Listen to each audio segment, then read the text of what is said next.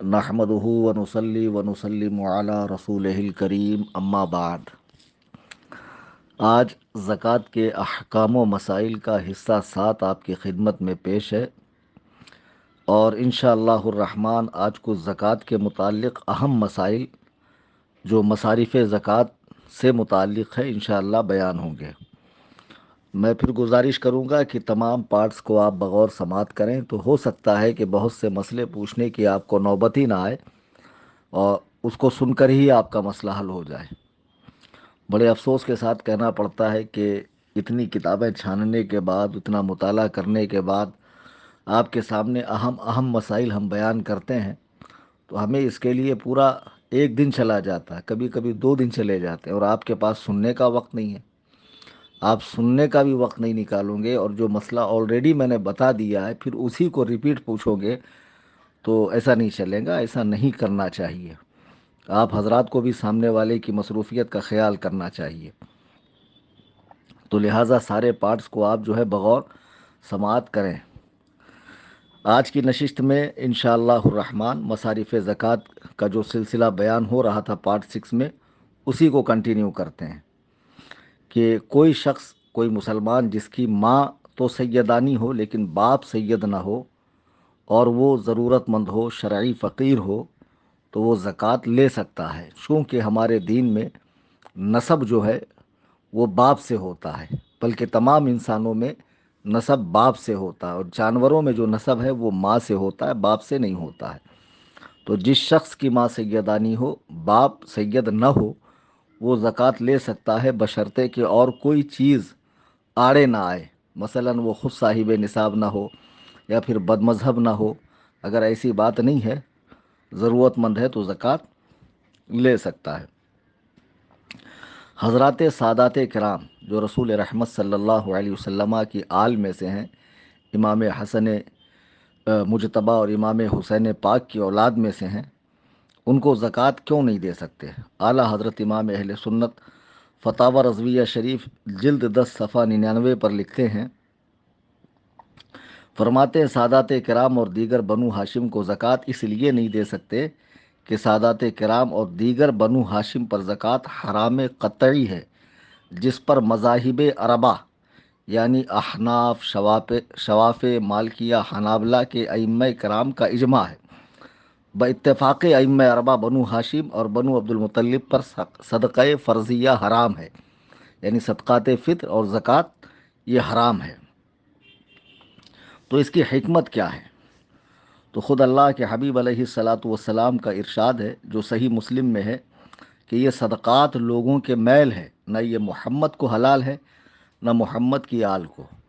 तो अब माल का मैल होने का मतलब ये नहीं है कि जो ज़रूरतमंद है उसको भी नहीं लेना चाहिए।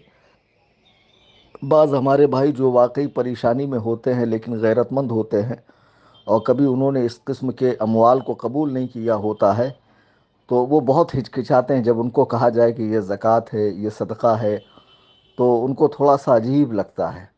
अरे भाई, आपके हक़ में ये माल बिल्कुल बुरा नहीं है, आपके हक़ में अच्छा है, तय्यब व ताहिर है, आप उसको कबूल करें, इस्तेमाल करें। आप ज़रूरतमंद है, जब अल्लाह ताला आपको नवाजे, आप ख़ुद साहिब निसाब हो, तो आप भी अपनी ज़कात और सदक़ात को वक्तों पर निकाला करो। तो इसे कबूल करने में किसी तरह की कोई हिचकिचाहट नहीं होनी चाहिए। अच्छा, जहाँ आप दे रहे हैं ज़कात और वहाँ ज़रूरतमंद है, आपको मालूम है कि ज़रूरतमंद है और कहने से जो है उनको बुरा लगेगा, तो आप उसकी जगह यूँ भी कह सकते हैं कि लीजिए, ईद के लिए कबूल कर लें, बच्चों की मिठाई के लिए ले लें, बच्चों के कपड़ों के लिए लें। आप अपने दिल में ज़कात की नियत करें, ज़बान से वो लफ्ज़ ना अदा करें जिनको बुरा लगता हो उनके सामने। तो बहरहाल रसूल करीम सल्लल्लाहु अलैहि वसल्लम ने अपने लिए और अपनी आल के लिए इसे जायज़ नहीं समझा और उनके हक़ में हराम फरमा दिया है। हलाल नहीं है ये चीज़ अहले बैत पाक के लिए। तो बहरहाल अगर कोई सैयदज़ादा जो हमारी जान पहचान में हो, परेशान हाल है, तो उनकी मदद की क्या सूरत हो सकती है? तो खुदा के बंदो, जिस तरह ये समझो कि 5 वक्त की नमाज़ें फ़र्ज़ हैं, आप तहज्जुद पढ़ते हैं या नहीं, अव्वाबीन पढ़ते हैं कि नहीं, चाश्त इशराक पढ़ते हैं कि नहीं, और जब बड़ी रातें आती है تو اس میں تو وہ نوافل کی کثرت ہوتی کہ لوگوں کو یہ تک دھیان نہیں ہوتا کہ مجھ پر تو قضا نماز باقی ہے، حالانکہ قضا باقی رہتے ہوئے نوافل پڑھنے کی اجازت نہیں ہے۔ تو بہرحال، تو جب آپ کثرت سے نوافل پڑھتے ہیں تو یہ بھی تو سوچئے کہ زکوٰۃ و صدقات کے علاوہ بھی آپ کو خیرات کرتے رہنا چاہیے، نفلی صدقہ ہمیشہ کرتے رہنا چاہیے، تاکہ اس میں کوئی کمی ہو تو اللہ تعالیٰ اس سے اس کی کمی کو پورا فرما دے۔ تو آپ یوں کریں کہ جو سادات کرام ہیں، اہل بیت پاک ہے، اور آپ کے پاس صرف زکوٰۃ کا مال ہے، صدقے کا مال ہے، اور وہ آپ ضرورت مندوں کو دے رہے ان کو نہیں دے سکتے، تو آپ یوں کریں کہ کچھ الگ سے رقم نکال کے بطور نذرانہ، بطور ہدیہ، بطور تحفہ ان کی بارگاہوں میں پیش کریں، تاکہ ان کی بھی ضرورت پوری ہو جائے، اور بروز محشر سید عالم صلی اللہ تبارک و تعالی علیہ وسلم کی بارگاہ میں آپ سرخرو ہوں، اور آپ کو سرکار کے مقدس ہاتھوں جام کوثر پینا نصیب ہو۔ بہرحال سادات کرام کا بھی خوب خیال کریں۔ ابھی انشاءاللہ ہم بیان کریں گے گداگروں کے متعلق، یہ جو بھیک مانگنے والے ہیں تو ان کا کیا معاملہ ہے۔ تو گداگر جو ہے وہ تین قسم کے ہوتے ہیں۔ ایک غنی مالدار، یعنی پیسے والا، انہیں سوال کرنا حرام، ان کو دینا بھی حرام، انہیں زکوٰۃ دینے سے زکوٰۃ ادا ہی نہیں ہوگی، کہ مستحق زکوٰۃ وہ ہیں ہی نہیں۔ جیسا کہ میں نے اس کے پہلے کے ایک آڈیو میں بتایا تھا کہ ہمارے علاقے مہاراشٹر میں، اب تو ہندوستان میں کئی جگہوں پر ایک برادری ہے، شاہ برادری، تو وہ بھیک مانگنے کو اپنا جو ہے وہ بالکل حق سمجھتی ہے۔ تو میں نے ایک صاحب کو دیکھا کہ جو کئی ٹرکوں کے مالک ہے اور کئی سارے ان کے بنگلوز ہیں، اور دن بھر وہ گیریج میں بیٹھ کے لوگوں سے پیسہ وصولتے رہتے ہیں اپنے جو کام کیا ہوا کار کا، اور جیسے شام کا وقت آیا تو وہ بالکل فقیروں کا جھولا پہن کے ہاتھ میں کاسے گدائی لیے ہوئے محلے میں گھومیں گے بھیک مانگتے ہوئے۔ تو جب ان سے کہا، میں نے کہا کہ تمہارے حق میں حرام ہے، جائز نہیں ہے، یہ جتنا مال آپ بٹور کے لائے ہو اس کو جو ہے صدقہ کر دو، آپ لوگوں کو دے دو۔ تو کہنے لگے نہیں مولانا، ہمارے یہاں تو جب تک بھیک مانگیں گے نہیں ہم لوگ کھاتے نہیں، یعنی وہ روٹی ہم وہ کھاتے ہیں جو بھیک مانگ کر لائی گئی۔ تو اللہ کے بندے، لوگوں سے سوال ضرورت پر ہوتا ہے، یہ کوئی پیشہ، یہ کوئی ذات یا اسپیشل قوم کا یہ حق نہیں ہے اسلام نے دیا کہ تم شاہ برادری کے ہو تو تمہیں بھیک مانگنا ہی پڑے گا، نہ، سوال تو وہ کرے جو ضرورت مند ہو۔ تو بہرحال جو غنی مالدار ہو اسے سوال کرنا حرام، اسے دینا بھی حرام، دیا تو زکوٰۃ ادا نہیں ہوگی۔ نمبر دو پر وہ فقیر جو تندرست اور کمانے پر قدرت رکھتا ہو۔ یہ لوگ بقدر حاجت کمانے پر قادر ہونے کے باوجود بھی مفت کی روٹیاں توڑنے اور اس کے لیے بھیک مانگنے کے عادی ہو جاتے ہیں۔ ایسے پیشہ ور کو سوال کرنا حرام، اور جو کچھ ان کو ملے ان کے حق میں وہ مال خبیث ہے، جسے یا تو مالک کو لوٹا دے یا صدقہ کرنا واجب ہے۔ لیکن اگر ان کو کسی نے زکوٰۃ دے دی تو ادا ہو جائیں گی، کیونکہ یہ شرعی فقیر ہوتے ہیں جبکہ کوئی اور چیز مانے نہ ہو۔ یعنی ایسا فقیر جو تندرست بھی ہو، کمانے پر قادر بھی ہو، تو اسے سوال کرنا جو ہے حرام ہے۔ لیکن اگر کوئی ان کو دے دیتا ہے اور ان کے پاس نصاب کے برابر مال نہیں ہے تو زکوٰۃ بہرحال اس کی ادا ہو جائیں گی، بلکہ ہو جائیں گی، لیکن کوئی اور چیز آڑے نہیں آنا چاہیے، جیسے وہ بد مذہب نہ ہو، بے دین نہ ہو۔ اب تیسرے نمبر پہ کمانے سے عاجز فقیر۔ میں نے اوپر پارٹ 6 کے اندر فقیر کی تعریف پوری کر دی ہے، اس کو ذہن میں رکھتے ہوئے اس مسئلے کو آپ سمجھیں۔ ایک وہ فقیر جو تندرست ہو، کمانے پر قادر ہو، ٹھیک ہے، بقدر حاجت کماتا ہو، تو ایسے کو مفت کی روٹیاں توڑنا، لوگوں سے سوال کرنا حرام۔ لیکن ایک وہ فقیر ہے جو کمانے سے عاجز ہو، تو یہ لوگ کمانے کی قدرت نہیں رکھتے یا پھر حاجت کے بقدر کما نہیں کر سکتے، تو انہیں بقدر ضرورت سوال حلال ہے، اور جو کچھ ان کو ملے ان کے لیے حلال ہے، انہیں زکوٰۃ اگر کسی نے دی تو ادا ہو جائے گی۔ اب مدارس اسلامیہ، جامعات میں زکوٰۃ کے تعلق سے یہاں پہ ایک دھاندلی یہ بھی چل رہی ہے کہ جس نے 10 بائی 10 کا کمرہ کھول رکھا ہے اور باقاعدہ بچوں سے ٹیوشن پڑھانے کے پیسے لیتا، وہ بھی لوگوں سے زکوٰۃ مانگتا پھر رہا ہے۔ خدا را زکوٰۃ دیتے وقت تھوڑا سا احتیاط برتیں۔ میں نے کل بھی سمجھایا، جیسے نماز میں احتیاطیں برتتے، زکوٰۃ میں بھی احتیاط برتی ہے، سمجھے؟ اتنا وقت نہیں ہے آپ کے پاس کہ آپ تھوڑی سی تحقیق کریں، جائیں معلومات حاصل کریں۔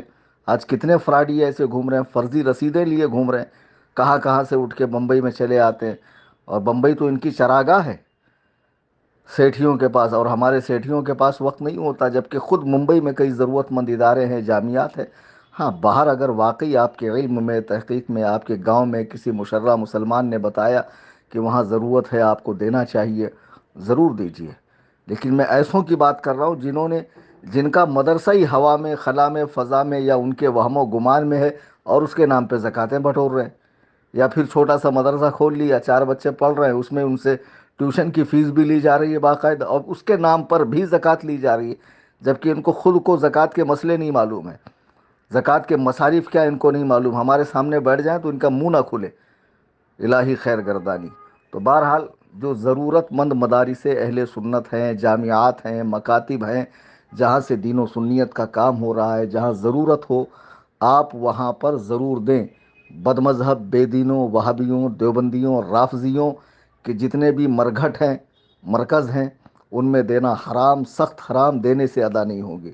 صرف اہل سنت و جماعت کے مدارس میں آپ زکوٰۃ دیں، اور دیتے وقت جو وہاں کا محتمم ہے، ناظم اعلیٰ ہے، اس کو بتائیں کہ یہ مال زکوٰۃ ہے، اس کو بتائیں، اور وہ بھی لینے کے بعد اس مال کو جدا رکھے۔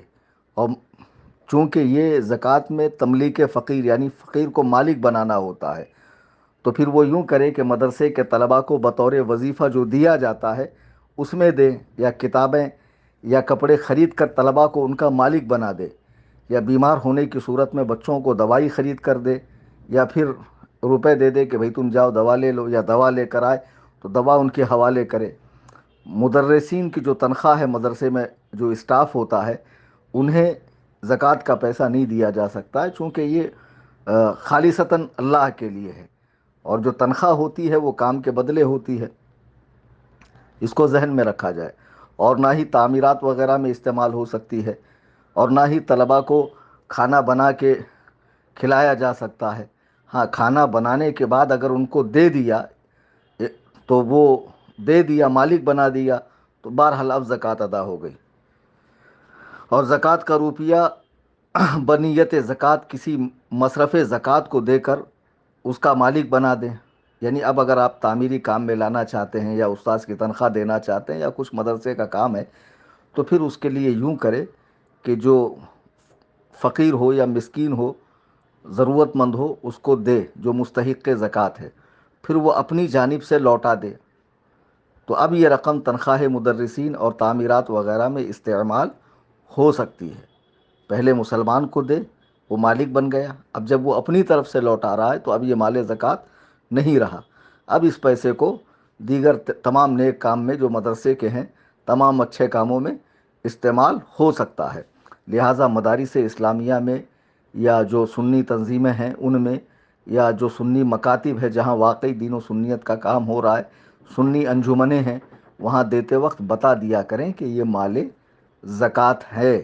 اور جب پراپر خود آپ کسی غریب کو دے رہے ہیں، تب میں نے کہا کہ وہاں بتانے کی ضرورت نہیں ہے، وہاں پر آپ اتنا بھی کہہ سکتے ہیں عید کے لیے، مٹھائی کے لیے، بچوں کے کپڑوں کے لیے، چونکہ آپ خود اسی کو دے رہے ہیں۔ لیکن مدرسے میں چونکہ محتمم کو دینے کے بعد جب آپ بتائیں گے نہیں، پھر وہ استعمال کیسے کریں گا؟ لہٰذا تنظیم سنی جمیعت الاحناف میں بھی اگر آپ زکوٰۃ دے رہے ہیں تو بتا دیا کریں، اور اسکرین شاٹ نہ بھیجا کریں میرے نمبر پہ۔ کثرت سے اسکرین شاٹ کی وجہ سے میرا نمبر 3 4 مرتبہ بلاک ہو چکا ہے۔ اور دوسری بات کہ ہماری تنظیم میں مجھے بھی نہیں معلوم کہ ڈالنے والے وہابی دیوبندی بھی ہو سکتے ہیں، روپیہ 2 روپیہ جو اس طرح کے ٹچے اماؤنٹ ڈالتے ہیں، 3 روپیہ 86 پیسہ وغیرہ وغیرہ۔ تو ہماری تنظیم میں جتنا مال آتا ہے، شروع سے میرا ایک مزاج ہے، بحمدللہ یہ فقیر تحدیث نعمت کے طور پہ عرض کر رہا ہے کہ میں خود عالم و مفتی ہوں، تو لوگوں کے اموال کو کیسے استعمال کرنا ہے اس کا مجھے بھرپور علم ہے۔ تو تنظیم میں جو کچھ رقم آتی ہے، رمضان و غیر رمضان میں، تو اس کو وڈرا کرنے کے بعد کسی مستحق کو، چونکہ ہمارے یہاں سے 100 فیملیز کو ہر مہینہ راشن دیا جاتا ہے، جن میں اکثریت بیوہ کی ہے، بے روزگار کی ہے، لاولد خواتین کی ہے، طلاق شدہ خواتین کی ہے، یا ایسی خواتین ہیں جن کی اولادوں نے چھوڑا، یا ایسے سنی بھائی ہیں جو ہاتھ پیر سے معذور ہیں۔ تو بہرحال جو ضرورت مند ہے، سنی صحیح العقیدہ، ان کو وہ رقم دے کے مالک بنایا جاتا ہے، پھر وہ رقم تنظیم کو دیتے ہیں، پھر تنظیم سے بہت سی جگہوں پر مدارس کی تعمیر، مساجد کی تعمیر، اور کتابوں کی تقسیم، جلسوں کا انعقاد، اور علاج و روزگار میں مدد وغیرہ، اور الحمدللہ تنظیم سے کئی سادات کرام کی مالی مدد خاموشی کے ساتھ ہوتی ہے۔ حال فی الحال میں ہم نے ایک سید صاحب کو کینسر کے علاج کے لیے 65,000 روپے کی رقم پیش کی، جس کا میں نے اعلان تک نہیں کیا، نہ ان کا محلہ بتایا، نہ گھر بتایا، نہ نام بتایا۔ ہمارے چند احباب نے مل کر میرے کہنے پر وہ تعاون پیش کیا، 65,000 روپے کی رقم۔ الحمدللہ تنظیم سنی جمیعت الاحناف سے ایسے بہت سے سادات کرام ہیں جن کی پوری پوری کفالت ہو رہی ہے، تو آپ تنظیم میں زکوٰۃ و صدقات کے علاوہ کچھ نذرانے کی رقم بھی پیش کر دیا کریں، اور جو بھی رقم آپ اس فقیر کے حوالے کر رہے ہیں الحمدللہ اس کا پورا پورا استعمال شریعت مطہرہ کے اصول و ضابطے کے مطابق ہوتا ہے۔ اب آئیے کسی ایک ہی شخص کو ساری زکوٰۃ دینے کے متعلق سمجھیے۔ جو زکوٰۃ نکال رہا ہے اسے یہ اختیار ہے، چاہے تو مال زکوٰۃ تمام مصارف زکوٰۃ میں تھوڑا تھوڑا دے، جو جیسا کہ ہم نے کل 7 مصارف بتائے ہیں، 8 تھے، اس میں سے ایک کا حکم منسوخ ہے، 7 بچے، 7 میں سے غلام کا مسئلہ پایا نہیں جاتا ہے، بچے 6، جہاں پایا جاتا ہے حکم اب بھی اس کا باقی، حکم اس کا منسوخ نہیں ہوا، لیکن ہمارے دیار میں پایا نہیں جاتا۔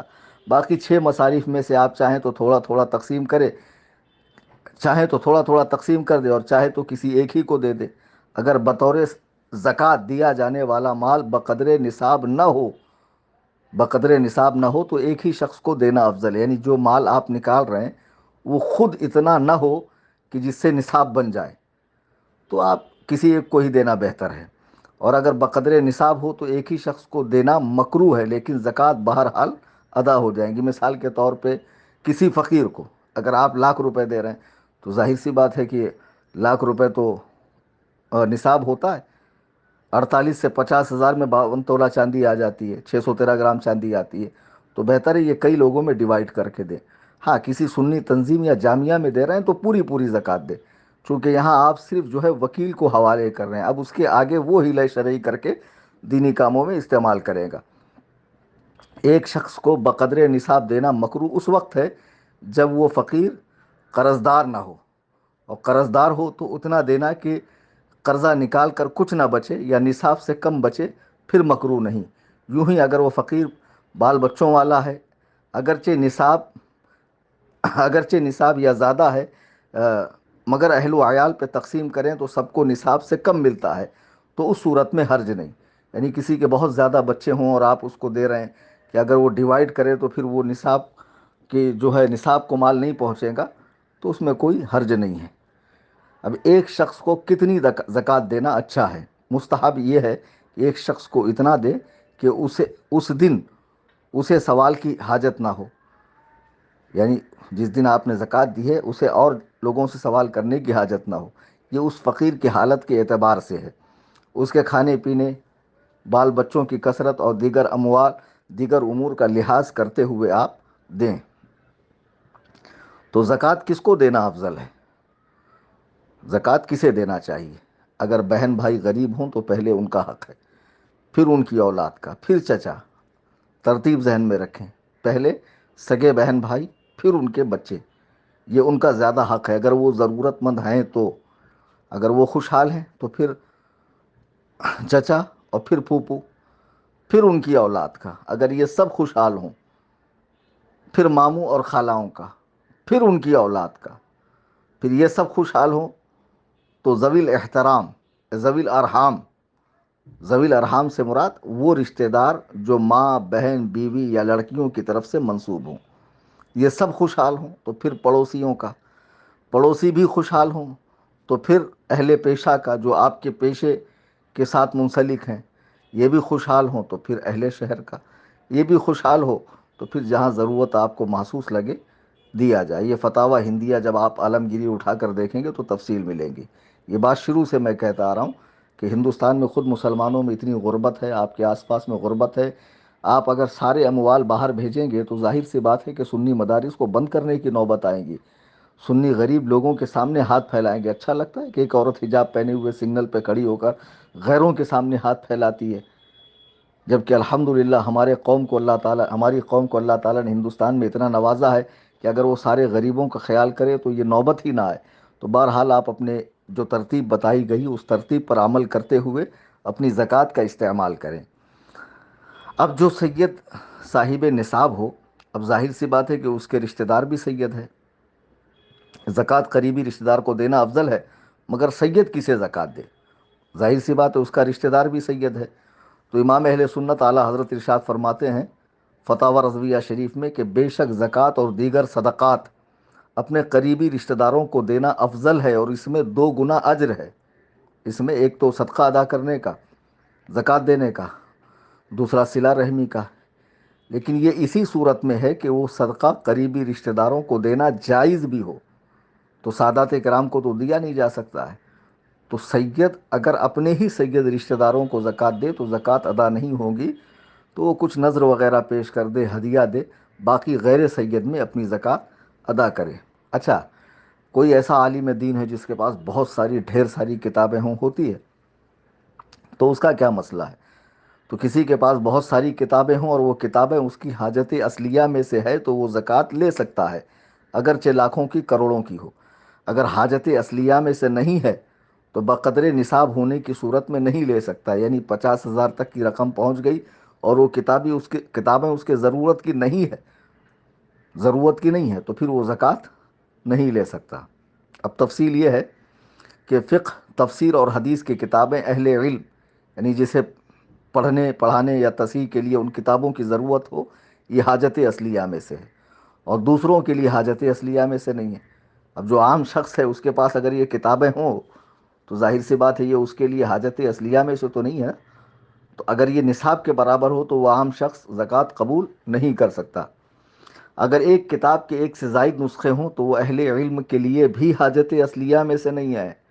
جی ہاں، جیسے مثال کے طور پہ قانون شریعت یا بہار شریعت کا ایک سیٹ آپ کے پاس ہے اور پھر پورا مکمل سیٹ 20 حصوں والا، اب ایسے ہی 10 سیٹ ہوں تو پھر 9 حصے آپ کی حاجت اصلیہ میں تھوڑی ہے۔ اگر وہ نصاب کو پہنچ جائے تو پھر ایسے شخص کو بھی زکوٰۃ نہیں دی جا سکتی۔ اگر اس نے بیچنے کے لیے رکھا ہے تو وہ خود ہی صاحب زکوٰۃ ہے، وہ خود زکوٰۃ ادا کرے گا، وہ مال تجارت میں سے ہے، اور اس کو کئی لوگوں نے لا کر دیا ہے تو ایک سیٹ تو اس کا ضرورت کا ہے، باقی جو زائد سیٹ ہے وہ اس کی ضرورت نہیں ہے، تو وہ حاجت اصلیہ سے زائد ہے، ایسا شخص زکوٰۃ قبول نہیں کرے گا۔ اسے اچھے سے ذہن میں رکھیں کہ جو عالم علماء حضرات اپنی لائبریری میں کتاب رکھتے ہیں تو کسی بھی کتاب کا ایک سے زائد نسخہ نہ رکھیں۔ اگر ضرورت ہو کہ ایک میں دیکھتا ہے، ایک میں پڑھتا ہے، یا پھر طالب علم کو ایک سامنے دیتا ہے رکھنے کے لیے، ایک میں خود کو پڑھ کے سناتا ہے، کچھ اس طرح کی بات ہو تو پھر گنجائش ہے۔ کفار اور بد مذہب، بے دین، گمراہان، خدا و رسول کے دشمن، وہابیہ، دیابنا، روافظ وغیرہ کے رد میں اور اہل سنت کے تائید میں جو کتابیں لکھی گئی ہے فرض علوم پر مشتمل، عالم اور غیر عالم دونوں کے لیے حاجت اصلیہ میں سے ہے۔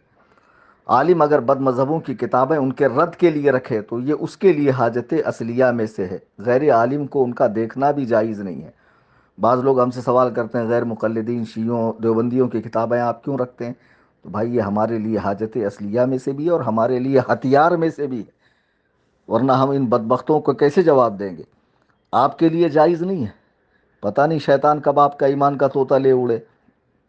جیسا میں نے اپنی تقریروں میں بھی کئی بار بتایا کہ فلائٹ کے ٹیک آف اور لینڈنگ کے ٹائم جو ہے سارے پیسنجرز کو یہ ہدایات ہوتی ہے کہ وہ سیٹ بیلٹ باندھ لیں اور اپنے سیٹ سے نہ اتریں۔ موسم کی خرابی کی صورت میں یا ٹیک آف یا لینڈنگ کے ٹائم پر اکثر کیبن کرو جو ہوتے ہیں، اندر کے جو عاملہ ہوتا ہے وہ چلتا پھرتا ہے، تو وہ چونکہ نشیب و فراز سے واقف ہوتے ہیں اس لیے ان کو منع نہیں ہے، ہمیں منع ہے۔ چلتی ٹرین میں چڑھنا اترنا ہمیں دونوں منع ہے نا، ٹی سی کے لیے نہیں ہے، ٹکٹ چیکر کے لیے۔ تو وہ اکثر جو ہے چلتی ٹرین میں چڑھیں گا اور چلتی ٹرین میں اترے گا، چونکہ وہ اس کے نشیب و فراز سے اچھی طرح واقف ہے۔ تو علماء جب بد مذہبوں کی کتاب رکھیں گے تو کہاں غلط لکھا ہے، کہاں تحریف ہے، کہاں ڈنڈی ماری ہے، کہاں ان لوگوں نے حق دیا ہے، وہ سارا عالم جو ہے جانے گا، اور جاننے کے بعد قوم کو بتائے گا کہ دیکھو ان بدبختوں نے یہ لکھا ہے۔ تو علماء جو بد مذہبوں کی، بے دینوں کی کے رد میں جو کتابیں لکھی گئی ہے رکھیں تو یہ حاجت اصلیہ میں سے ہے، اور لوگوں کو اسے دیکھنے کی بھی اجازت نہیں ہے۔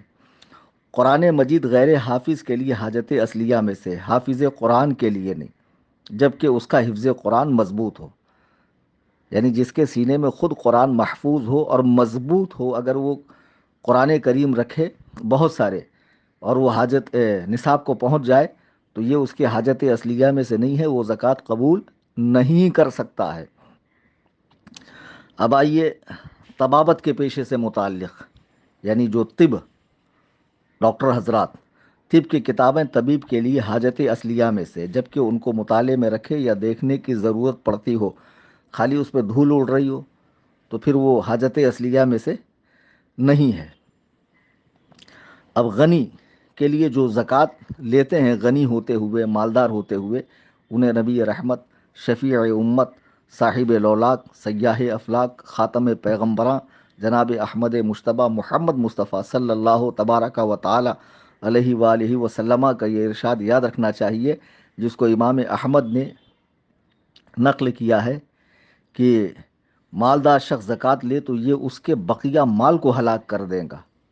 اگر جو مالدار ہے وہ اگر لوگوں کی زکوٰۃ قبول کرے تو پھر اس کا اپنا مال جو ہے نا وہ برباد ہو جائے گا۔ زکوٰۃ تو فقیروں کے لیے ہوتی ہے، غنی کو زکوٰۃ لینا حرام ہے اور جہنم میں لے جانے والا کام ہے، اور ایسے شخص کو اس مال حرام کے سبب قبر و حشر اور میزان کی پریشانیوں اور عذابات جہنم کا سامنا کرنا پڑے گا۔ اور یہاں ایک بات بتا دوں کہ جس شخص کے پاس 86 گرام سونے پہ زکوٰۃ فرض ہوتی ہے، تو جس شخص کے پاس 7 تولہ ہو، 7.5 تولہ ہو، 6 تولہ ہو، یا پھر 52 تولہ چاندی کی قیمت کے برابر سونا ہو، یعنی 613 گرام چاندی کے برابر، یعنی 48 سے 50,000 کے قریب، تو اس پر زکوٰۃ فرض نہیں ہوتی ہے۔ زکوٰۃ کیونکہ وہ سونے کا نصاب 7.5 تولہ ہے، یعنی 86 گرام ہے، مگر ایسے شخص کو زکوٰۃ لینی بھی نہیں چاہیے، وہ زکوٰۃ قبول بھی نہ کرے۔ جس کے پاس ضرورت کے سوا ایسا سامان ہے جو مال نامی نہ ہو اور نہ تجارت کے لیے ہو، وہ 52.5 تولہ چاندی کی قیمت کے برابر ہے، تو زکوٰۃ نہیں دے سکتے، اگرچہ خود اس پر زکوٰۃ واجب نہ ہو۔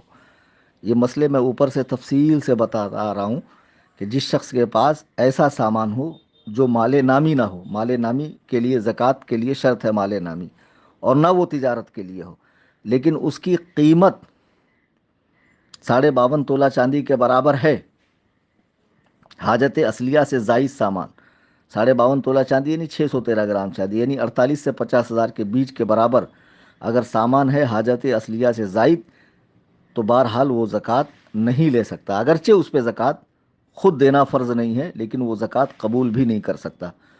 کل انشاءاللہ الرحمن زکوٰۃ ہی کے مصارف کے متعلق اور چند مسائل آپ کی خدمت میں پیش کیے جائیں گے۔ میری گزارش ہے چینل سے جڑے رہیے، لوگوں کو بھی جوڑیے۔ انشاءاللہ اس طرح تمام عبادات اور معاملات کے متعلق جو ہے آڈیوز بنا کر آپ کی خدمت میں بھیجی جاتی رہیں گی۔ جو مسائل سمجھ میں نہ آئیں اسے پوچھے، اور تنظیم سنی جمعیت الاحناف میں اپنی زکوٰۃ، صدقات، فطرے، فدیے کے رقم پیش کریں، تاکہ تنظیم کے ذریعے دین و سنیت کا کام بڑے پیمانے پہ ہو۔ رابطہ کریں 9820 672 770 9820 672 770۔ اللہ تعالیٰ آپ کے روزوں کو اپنی بارگاہ میں قبول فرمائے۔ ابھی بس رمضان کا آخری عشرہ جو جہنم سے آزادی کا عشرہ ہے وہ لگنے والا ہے، 2 عشرے گزر چکے۔ اس آخری عشرے میں تنظیم کا خاص خیال رکھیں اور خوب عبادت کریں۔ آمین بجاہ النبی الکریم صلی اللہ تبارک و تعالی علیہ وسلم۔